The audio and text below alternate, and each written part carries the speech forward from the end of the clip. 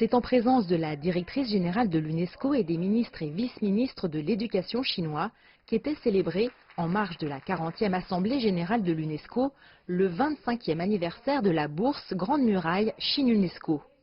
Un anniversaire qui montrait l'engagement de la Chine en matière éducative et scientifique et qui soulignait l'enjeu croissant de la circulation du savoir, alors que le nombre d'étudiants a doublé en 20 ans, atteignant aujourd'hui 220 millions, dont 5 millions étudiés à l'étranger. Le bilan est largement positif, comme on l'a dit, comme l'ont témoigné d'ailleurs les boursiers qui sont là.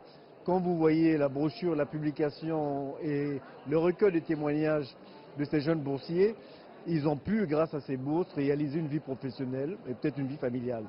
Et c'est ce que nous souhaitons justement. Nous espérons que le programme grandira davantage, pas seulement pour les Africains, mais pour d'autres jeunes du monde entier aussi, qui aspirent à avoir ces connaissances pour pouvoir se réaliser professionnellement. Nous avons une très belle coopération avec la République populaire de Chine dans ce domaine et je crois que c'est ce que nous voulions montrer aussi aujourd'hui avec la participation du ministre de l'Éducation de Chine.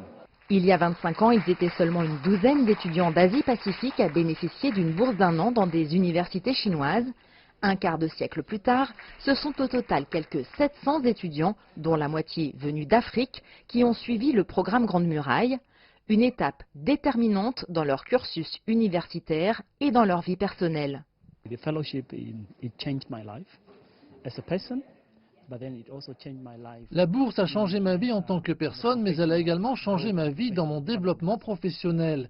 Car en termes de développement professionnel, nous sommes maintenant bien équipés pour comprendre les problèmes de développement des enseignants et pour comprendre les problèmes d'évolution et de suivi qui sont très critiques en ce qui concerne le processus de développement du curriculum dans la formation des enseignants.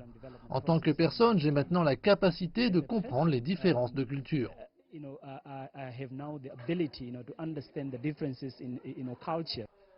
Avec une année d'études complètes prise en charge, accompagnée d'allocations mensuelles et d'un hébergement, la Bourse Grande Muraille offre aux étudiants la possibilité de suivre les cours qui les intéressent et de se consacrer à leurs projets personnels.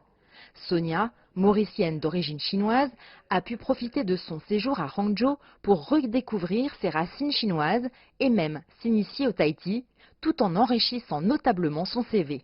Donc c'était une continuation directe de mon premier degré. Et cette fois-ci, c'était une continuation dans les relations internationales, mais plus accentuée, disons, sur la Chine. Parce que du coup, je l'étudie en Chine avec des professeurs chinois. Ceux, parfois, ils sont eux-mêmes membres du parti, etc. Donc, aujourd'hui, maintenant, mon master, mon degré est à Londres, qui est aussi une continuation directe. C'est-à-dire, je fais études chinoises comparatives, donc c'est toujours relations internationales, accentuées sur la Chine. Je n'aurais pas pu, je pense, je suis maintenant au LSE à Londres, qui est quand même une très bonne école. Et grâce à, je pense, mon training, grâce à ma formation, à travers cette bourse, ça m'a complètement projeté dans ce que je fais maintenant. 25 ans après la première attribution de la bourse Grande Muraille, cet anniversaire était l'occasion de mesurer concrètement l'impact de ce programme coparrainé par l'UNESCO et la Chine. L'aide apportée aux étudiants a pu leur offrir non seulement un sérieux coup de pouce dans leurs études et leur carrière, mais aussi la richesse inestimable que constitue la découverte d'un nouveau monde, d'un nouveau peuple, d'une nouvelle culture. Jade Charles, CGTN, Paris.